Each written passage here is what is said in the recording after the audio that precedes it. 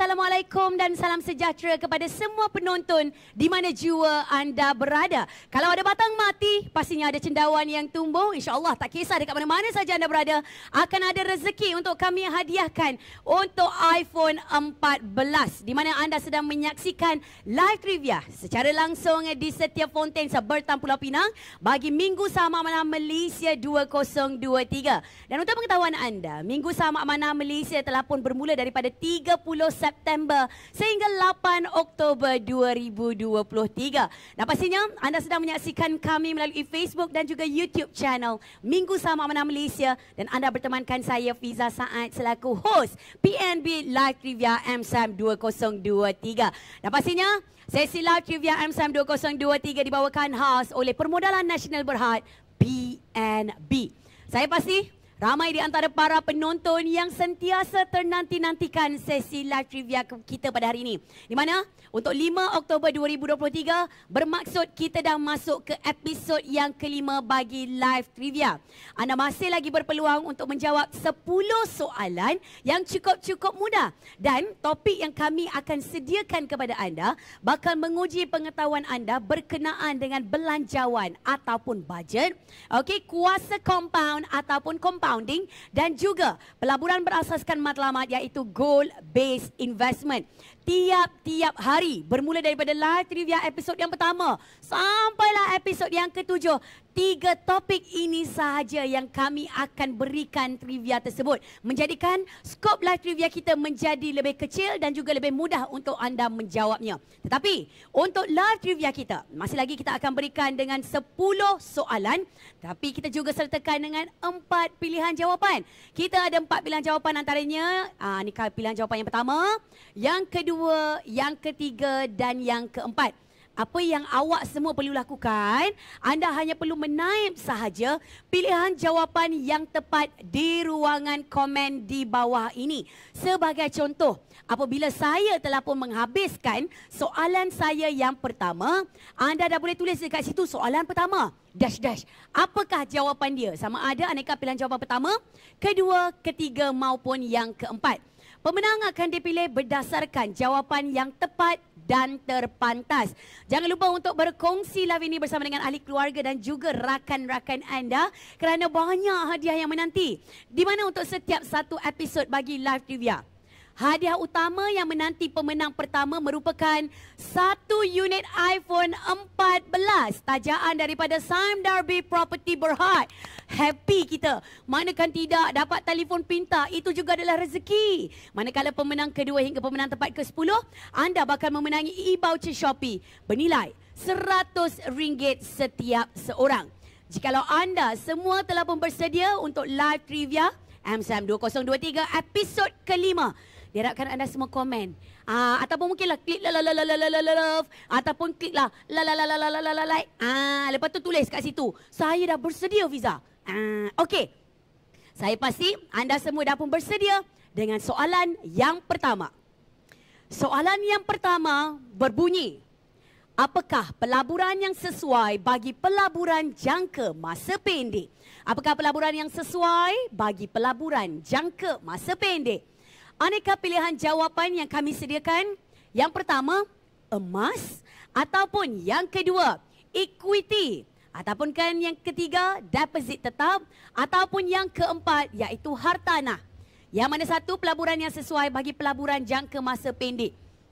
Kalau emas, mungkin ada di antara kita pergi beli emas hari ini, lusa dia dah jual. Ada ke? Ataupun mungkin untuk equity. Betul ke itu jawapan dia? Ataupun mungkin deposit tetap?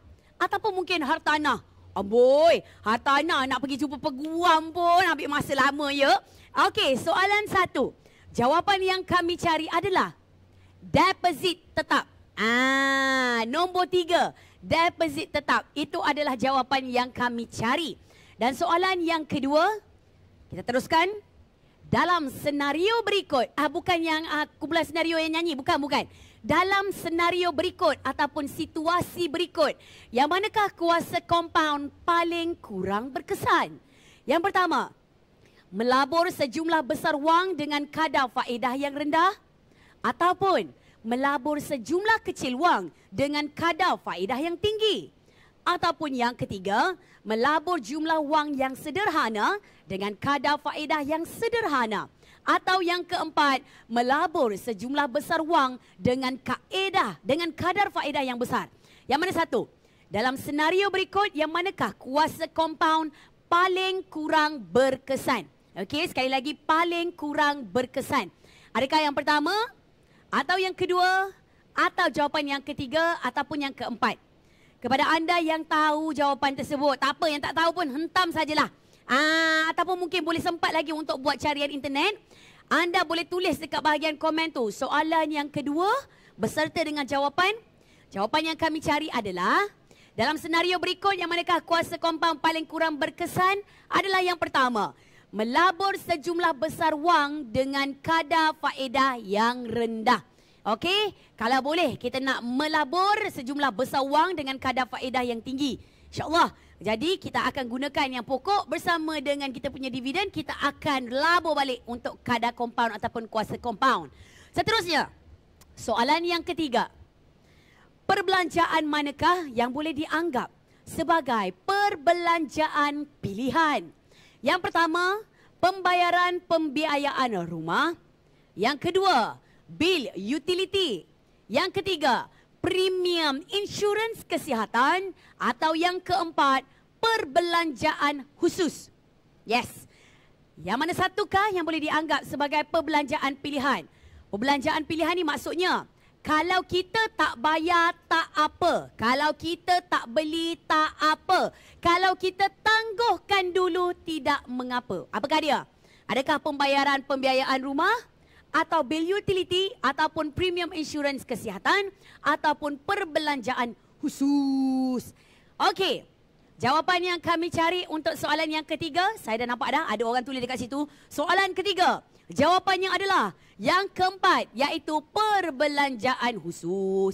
Pembiayaan rumah kena bayar. Kalau tak, bengkol. Bil utility kena bayar. Kalau tak, nanti TNB potonglah elektrik. Kalau premium insurans kesihatan, kita tak tahu apa yang akan jadi pada ahli keluarga kita. Itu kita kena bayar. Tapi perbelanjaan khusus, boleh tangguhkan seketika.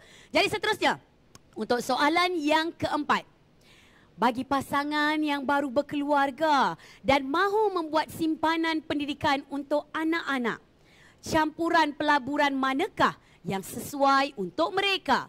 Sekali lagi, bagi pasangan yang baru berkeluarga dan mahu membuat simpanan pendidikan untuk anak-anak, campuran pelaburan manakah yang sesuai untuk mereka?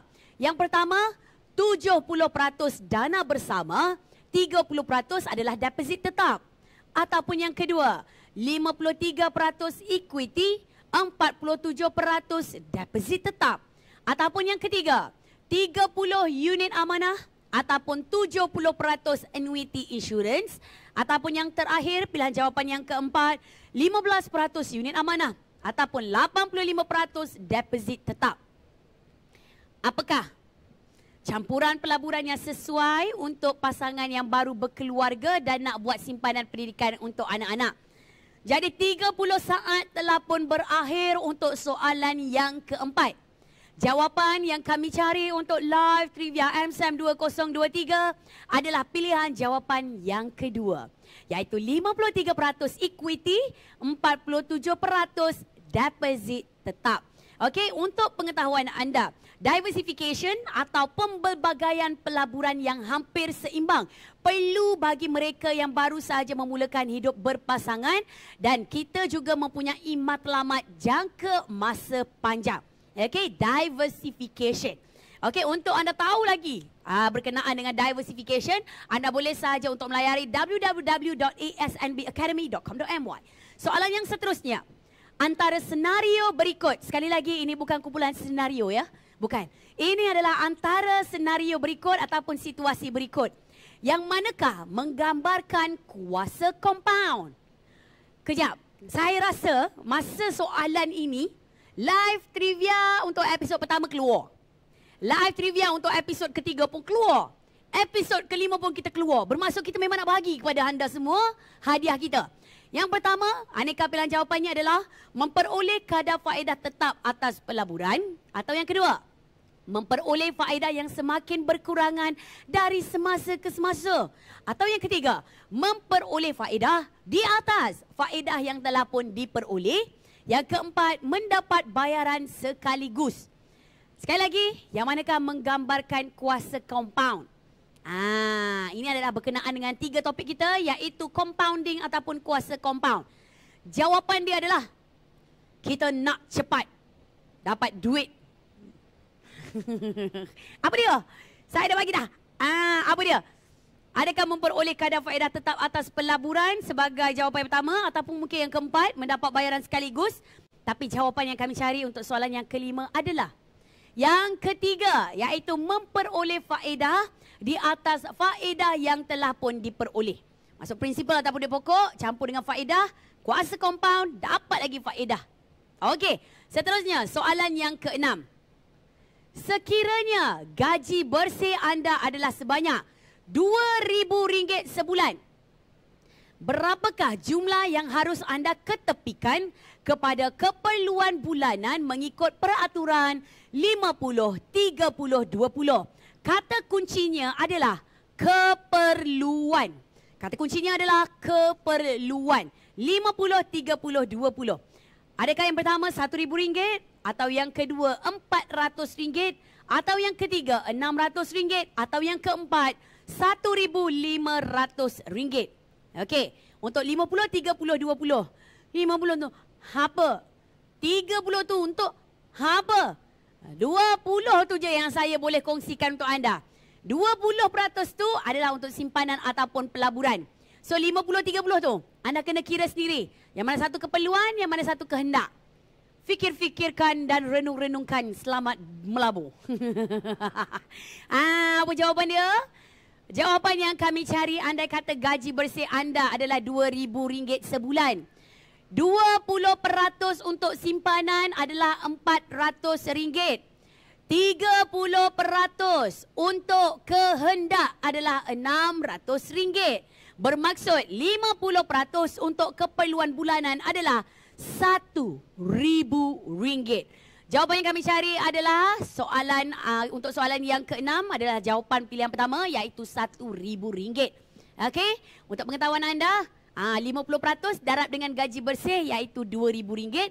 Dapatlah apa dia itu keperluan. Ingat 50-30-20. 50 keperluan, 30 kehendak, 20 simpanan ataupun pelaburan. Hafal.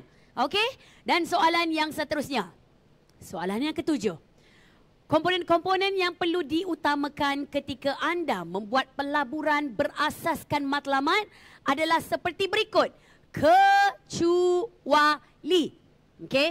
Kecuali. Yang pertama, tujuan. Yang kedua, tempoh simpanan. Yang ketiga, kemampuan diri. Atau yang keempat, dividen. Apakah jawapan anda? Anda kata anda mampu untuk menjawab soalan pertama hingga soalan yang keenam dengan tepat, anda hebat. Untuk soalan yang ketujuh, anda hanya perlu saja type komen di bahagian bawah. Tulis kat situ soalan 7. Apa jawapan dia? Adakah yang pertama, kedua, ketiga ataupun yang keempat? Jawapan yang kami cari untuk soalan yang ketujuh. Komponen-komponen yang diperlukan ataupun yang perlu diutamakan ketika anda membuat pelaburan berasaskan matlamat ataupun goal-based investment adalah berikut. Kecuali yang keempat, dividen. Dividen tu kita tak payah utamakan sebab dividen tu kita nak make sure bahawa kuranglah kita kena bayar hutang. Dividen tu jangan nampak. Tutup mata, tutup mata. Dividen tu kita nak biarkan saja dekat dalam goal based investment itu, okey? Jadi, soalan yang ke-8. Seterusnya berbunyi, bagaimanakah kuasa compound boleh mempengaruhi keputusan antara melabur atau membayar hutang yang mempunyai kadar faedah tinggi? Bagaimanakah kuasa compound boleh mempengaruhi keputusan antara nak melabur ke atau membayar hutang yang mempunyai kadar faedah yang tinggi? Yang pertama, kuasa compound sentiasa lebih mengutamakan membayar hutang daripada melabur. Ataupun yang kedua, kuasa compound sentiasa mengutamakan pelaburan daripada membayar hutang. Atau yang ketiga, Kuasa kompaun bergantung kepada jenis hutang tetapi tidak memberi kesan kepada keputusan pelaburan. Atau yang keempat, kuasa kompaun mempengaruhi kedua-dua keputusan dalam cara yang berbeza berdasarkan kadar faedah. Apakah jawapan dia? Kalau saya, untuk jawab soalan ini, saya akan ambil pilihan jawapan yang paling panjang. Sebab pilihan yang paling panjang bermaksud itulah dia explanation ataupun penjelasan yang paling tepat. Jadi, saya dah pun membocorkan rahsia jawapan kepada anda. Anda kata, anda tahu apa yang dimaksudkan oleh saya? Jawablah. Pergi saja dekat bahagian bawah, anda komen saja soalan yang ke-8. Jawapan dia apa? Jadi senang admin kami untuk mencari apakah di antara pemenang dan juga siapa yang akan dapat menjawab yang paling pantas dan yang paling tepat. Jadi soalan yang ke-8, pilihan jawapan yang kami cari. Saya dah sabut pun boleh. Saya dah sebut pilihan jawapan yang paling panjang, iaitu yang keempat lah. Kuasa kompaun mempengaruhi kedua-dua keputusan dalam cara yang berbeza berdasarkan kadar faedah. Itu adalah jawapan yang kita cari. Soalan yang ke-9. Jap, ni soalan bocor ni. Hai. Okey, soalan yang ke-9. Apakah yang dimaksudkan dengan frasa 20% dalam peraturan 50-30-20? Siapa yang dapat jawab soalan yang ke-6 tadi tu? Confirm boleh jawab soalan yang ke-9. Yang pertama, kehendak. Yang kedua, simpanan atau pelaburan. Yang ketiga, keperluan. Yang keempat, pendapatan. Apakah yang dimasukkan dengan frasa 20% dalam peraturan 50-30-20? 50 tu 50%, 30 tu 30%, 20% tu apa? Hampa dapat jawab ke? Kalau hampa dapat jawab, hampa memang hebat. Banyak makan mi sotong, no? Kan banyak macam nak kesi kandak. Okey, kita akan terus menjawab untuk soalan yang ke-9. Jawapan yang kami cari adalah frasa 20% adalah aneka pilihan jawapan yang kedua, iaitu simpanan atau pelaburan. Itu dia. Simpanan ataupun pelaburan untuk soalannya yang ke-9. Soalan yang terakhir untuk live trivia episod kelima MSAM 2023.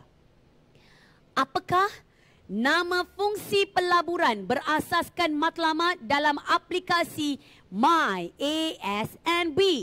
Apakah nama fungsi pelaburan berasaskan matlamat dalam aplikasi MyASNB? Yang pertama, goal based investing. Yang kedua, target labor. Yang ketiga, auto labor. Ataupun yang keempat, ASNB labor. Jadi kepada anda semua yang mungkin belum lagi ada aplikasi MyASNB, anda boleh sahaja untuk pergi ke Google Store ataupun App Store kami, Apple App Store kami, di mana anda boleh sahaja muat turun aplikasi MyASNB. Cukup mudah. Okey, untuk anda mendaftar ataupun untuk anda membuat pendaftaran bagi akaun baru anda ataupun anak-anak anda boleh sahaja menggunakan aplikasi MyASNB. Adakah kita dah bersedia untuk soalan yang terakhir? Bagi saya reveal apakah jawapannya.